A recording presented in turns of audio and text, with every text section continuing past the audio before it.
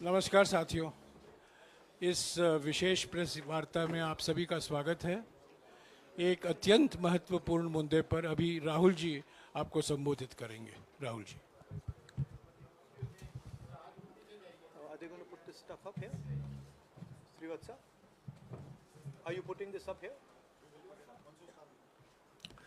नमस्कार, कैसे हैं? आप थोड़े शेल शॉक्ड लग रहे हो। ये कांग्रेस पार्टी ने क्या कर दिया, कैसे कर दिया? हाँ, अच्छा इसी के कारण है ये। अच्छा ज्यादा लोग आ गए। ओके। नहीं देखिए, आज हम बड़ी इंपॉर्टेंट चीज के बारे में आपको कहना चाहते हैं। पहली बार हमने नोट किया कि चुनाव के समय प्रधानमंत्री ने, होम मिनिस्टर ने और फाइनेंस मिनिस्टर ने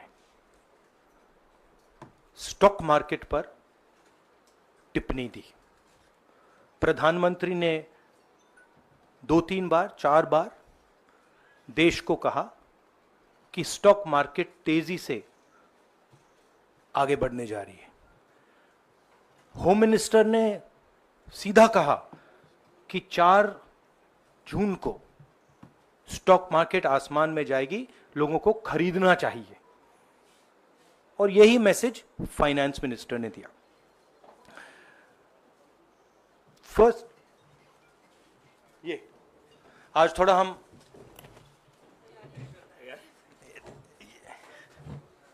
तो ये क्रोनोलॉजी है। अमित शाह कहते हैं बाय शेयर्स बिफोर 4 जून। 19 में नरेंद्र मोदी जी कहते हैं stock market will break records on June 4। फिर 28 मई को रिपीट करते हैं। 1 जून मीडिया झूठे एग्जिट पोल रिलीज करती है। बीजेपी का ऑफिशियल जो इंटरनल सर्वे था वो उनको 220 सीट दे रहा था। तो ये इंफॉर्मेशन बीजेपी के लीडर्स के पास था।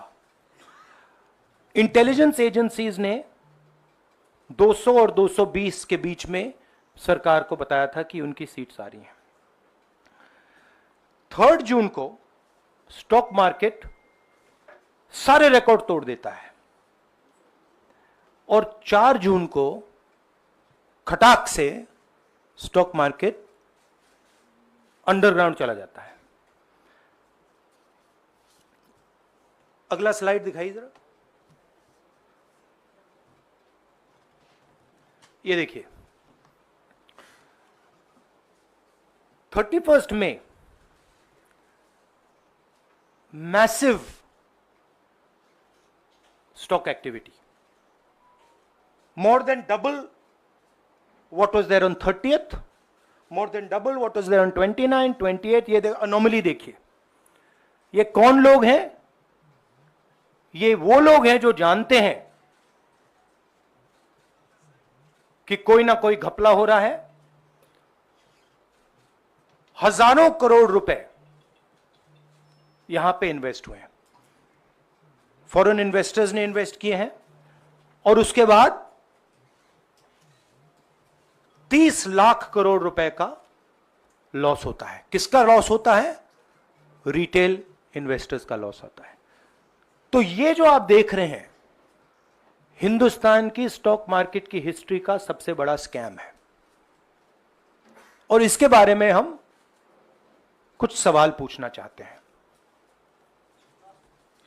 पहला सवाल, why did PM and HM give specific investment advice to the 5 crore families investing in the stock market?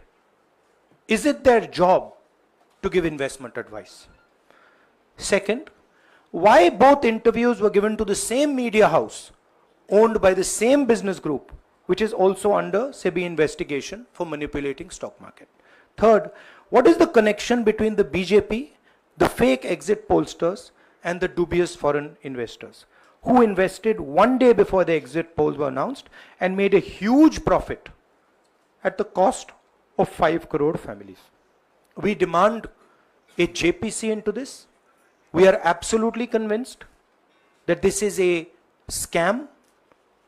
Somebody has made thousands of crores of rupees at the cost of Indian retail investors, and the Prime Minister and the Home Minister have given an indication to buy. And this is a criminal act. So we demand today a joint parliamentary committee to investigate this.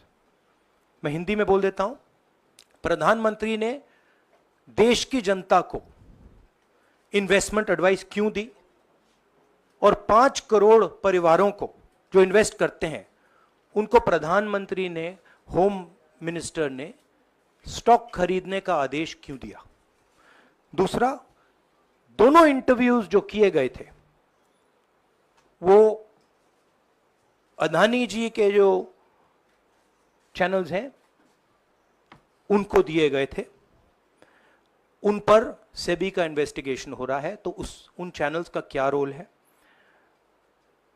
और BJP के बीच में जो fake exit pollsters हैं और ये जो foreign investors हैं, इनके बीच में क्या कोई रिश्ता है, और अगर रिश्ता है तो क्या है।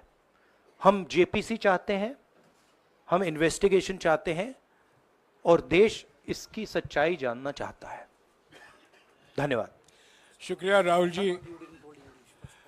साथियों, अभी अभी राहुल जी ने आपको स्पष्ट तरीके से क्रोनोलॉजी समझ लिया है। बार बार गृह मंत्री कहते थे अब क्रोनोलॉजी समझिए। आज राहुल जी ने देश को क्रोनोलॉजी समझाया है। इसके ऊपर अगर आपके सवाल हैं तो एक एक करके आप पूछेगा, एक एक करके पूछेगा। I haven't said the chronology in English, so I'll say the chronology in English. 13th May 2024, the Home Minister says, buy shares before 4th of June. This is a clear indication to retail investors and others to buy stock. 19th May, for the first time, and then repeatedly until the 28th May, the Prime Minister says that the stock market is going to break records on 4th June. Finally, on 1st June, completely fictitious exit polls are released. These investors are given a completely wrong impression. And on the 3rd of June, as we all know, the stock market breaks all records and then crashes on the 4th of June. Whoever has made money as the stock market rose and also as the stock market crashed. And we are interested in having a joint parliamentary committee, a JPC, to investigate the role of the Prime Minister, the role of the Home Minister, role of BJP members, and also those people who have done these fake exit polls. And finally, we want to understand who are the people, these foreign investors, who did these trades. So we want an investigation for that. शुक्रिया राहुल जी। हाँ संजय। राहुल जी, इससे पहले भी आपने Adani issue पे JPC पिछली लोकसभा में मांग की थी, तो क्या आप चाहेंगे कि ये इशू और हिंडनबर्ग इशू दोनों कंबाइन हो और दोनों की जांच हो? ये जो इशू है, this is a broader issue than just the Adani issue. It is connected to the Adani issue, but this is a much broader issue. This is directly the Prime Minister of India, Home Minister, who are privy to data on actual election results, who have IB reports, who have their own data, who are advising retail investors to buy stock on the 4th. This has never happened before. And by the way, the Prime Minister has never commented on stock market before this. This is the first time the Prime Minister has commented, very interestingly, and multiple times, one after the other, saying that stock market is going to boom, stock market is going to boom, stock market is going to boom. And at the same time, he has information that the exit polls are wrong. He has information that he knows what is going to happen because he has IB data and he also has his own party data. हाँ जी रवि। राहुल जी, मेरा सवाल यही है कि जी news ने भी ये सारी चीज बताई है जनता को कि कई चैनलों ने मिलकर ये सब चीज किया है, जिस तरह से एग्जिट पोल करके लोगों को गुमराह किया है, जिस तरह से शेयर बाजार में सारा कुछ हुआ है, जी न्यूज़ ने भी इस मामले को उठाया है और बताया है। और आपके कहने का सीधा अर्थ है कि अडानी को इसका फायदा उठाने के लिए किया गया है? नहीं, मेरा कहने का ये अर्थ है कि उसमें अदानी इन्वॉल्व हो सकता है, मगर ये अदानी से बहुत बड़ी चीज है। इसमें बीजेपी के सबसे बड़े नेताओं ने कहा है, रिटेल इन्वेस्टर्स को मैसेज दिया है कि आपको स्टॉक खरीदना चाहिए। उनके पास इंफॉर्मेशन थी कि एग्जिट पोल्स गलत हैं, उनके पास इंफॉर्मेशन थी कि बीजेपी को फुल मेजॉरिटी नहीं मिलने वाली है, और वो जानते थे 3 जून को और 4 जून को क्या होने वाला है। कितने का 30 लाख, कितना 30 लाख करोड़ का नुकसान हुआ है? कितने का? 30 लाख करोड़ रुपए का नुकसान हुआ है और हजारों लाखों करोड़ रुपए का चुने हुए लोगों को फायदा हुआ है। और हम इंक्वायरी चाहते हैं प्रधानमंत्री पर, होम मिनिस्टर पर, जिन्होंने एग्जिट पोल किया उन पर, और ये जो फॉरेन इन्वेस्टर्स हैं उन पर। हाँ शमिन।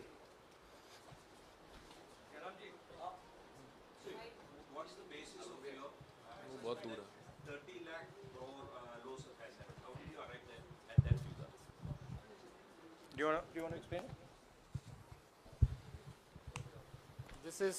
This is based on the value, market value of all the companies the day before the results came, and the market value of the stock market of all the companies at the end of the day on results. हाँ संजीव, एक minute Sanjeev.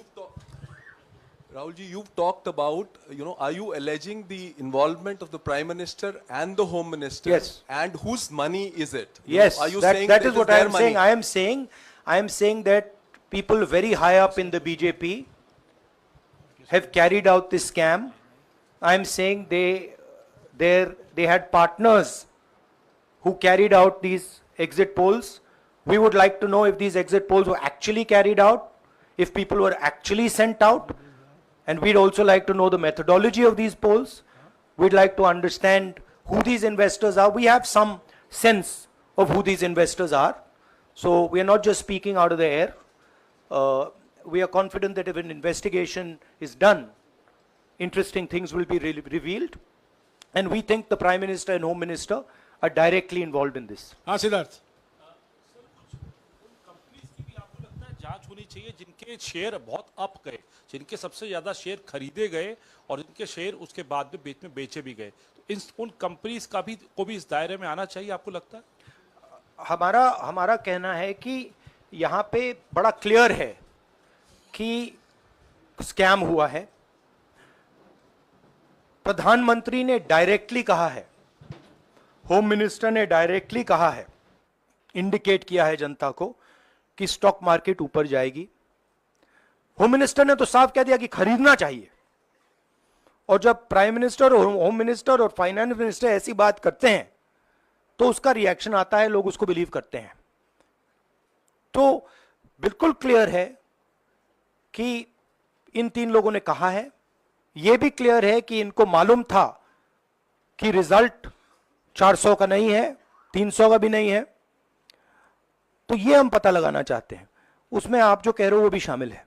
Rahul ji, ब्रह्म प्रकाश Dubey, India daily live से। मेरा सवाल यह है कि जो आपने बताया है इतना बड़ा स्कैम है, पहले भी आपने कई मामले उठाए हैं, जेपीसी की मांग पहले नहीं मांगी गई है, तो क्या आपने कहा ये आपराधिक मामला है, क्या कोर्ट में जाएंगे या पुलिस में शिकायत दर्ज करेंगे, क्योंकि आप कह रहे हैं बहुत बड़ा घोटाला है ये? नहीं भैया, मैंने अभी आपको बोला हम जेपीसी डिमांड कर रहे हैं, इन्वेस्टिगेशन डिमांड अगर नहीं मांगते तो पुलिस में, कोर्ट में जाएंगे? जो भी करना है करेंगे, बट हम आपको ये इंफॉर्मेशन दे रहे हैं कि ये जो हुआ है ये नॉर्मल चीज नहीं है।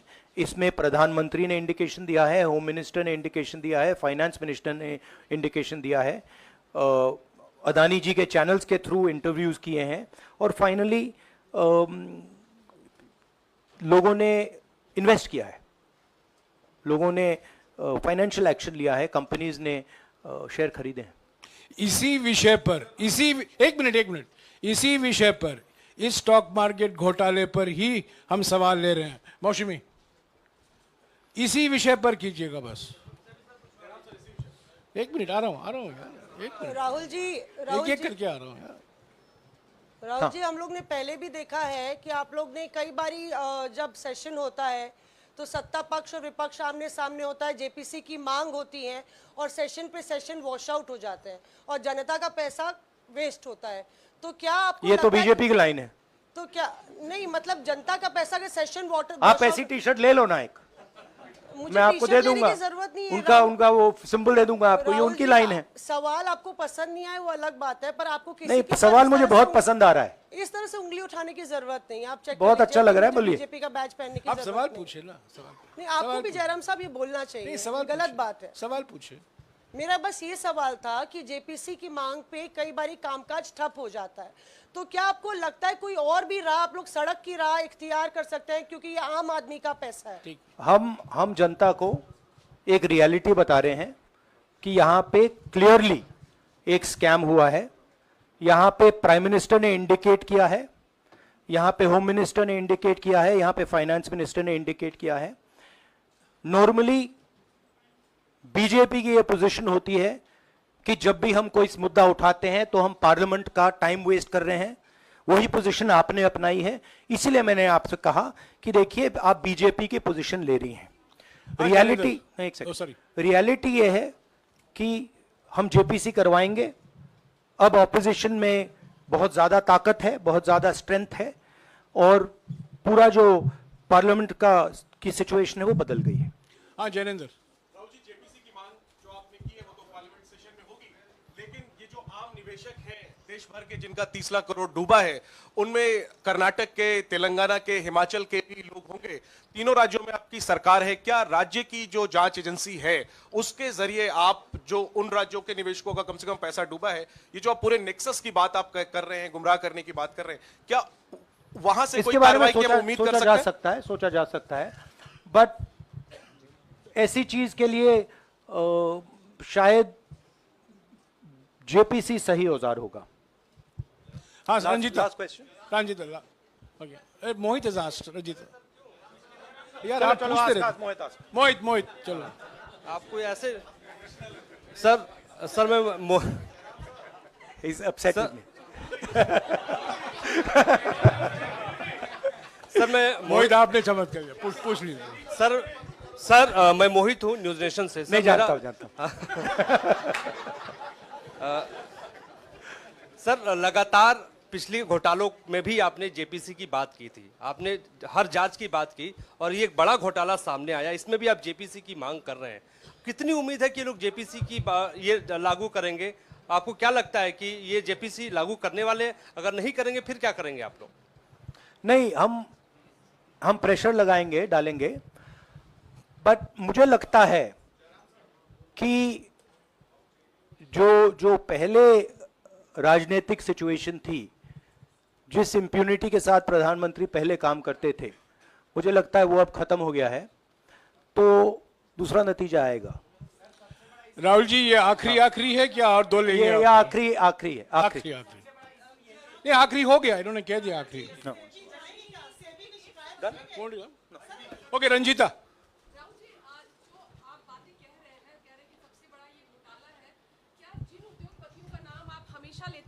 चुनावी जो रैलियां रही हैं उसमें भी और उसके बाद भी, क्या आप कहना चाहते हैं कि सरकार ने मदद की है उन उद्योगपतियों को और अमीर बनाने में?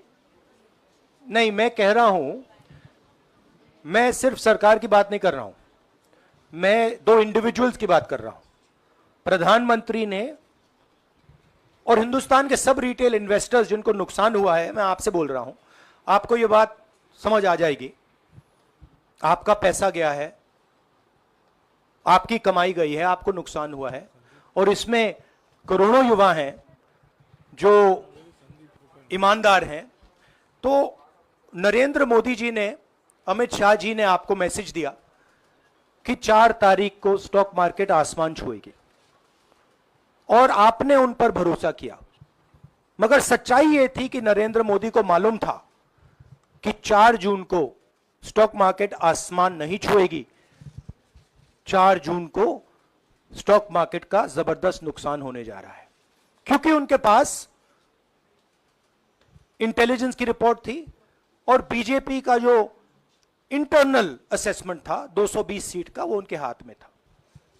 तो मेरा ये सवाल है, और मैं आपसे इन्वेस्टर से कहना चाहता हूं कि आपको जो चोट पहुंची है, जो आपको दर्द हुआ है, वो चोट नरेंद्र मोदी जी और अमित शाह के बयान ने आपको पहुंचाई है। और हजारों करोड़ रुपए किसी ना किसी ने चोरी किए हैं, वो आपके जेब से गए हैं, रिटेल इन्वेस्टर्स के जेब से गए हैं। तो मैं चाहता हूं, आपके लिए बोल रहा हूं, मैं आपके लिए बोल रहा हूं कि इन्वेस्टिगेशन होना चाहिए, पता लगाना चाहिए कि प्रधानमंत्री जी ने, होम मिनिस्टर ने आपको यह गलत इंफॉर्मेशन क्यों दी, और ये कौन लोग हैं, इन्वेस्टर्स जो हैं, फॉरेन इन्वेस्टर्स हैं, जिन्होंने इस दिन फायदा उठाया। ये देखिए ग्राफ है, ये रेड चार्ट जो है, इसको देख लीजिए। ये नॉर्मल ट्रेडिंग है, ये नॉर्मल ट्रेडिंग है, ये ग्रे वाली नॉर्मल ट्रेडिंग है, और ये जो ट्रेडिंग है ये अबनॉर्मल ट्रेडिंग है, ये 2-3 गुना है, और फिर ये हुआ है नुकसान। तो ये नरेंद्र मोदी जी और अमित शाह से मैं पूछ रहा हूं कि आप में इसमें आपका क्या रोल था, और रिटेल इन्वेस्टर्स के लिए पूछ रहा हूं, आपकी मदद के लिए, आपकी मदद करने के लिए पूछ रहा हूं, और इन्वेस्टिगेशन होगा तो आपके लिए होगा। धन्यवाद। शुक्रिया।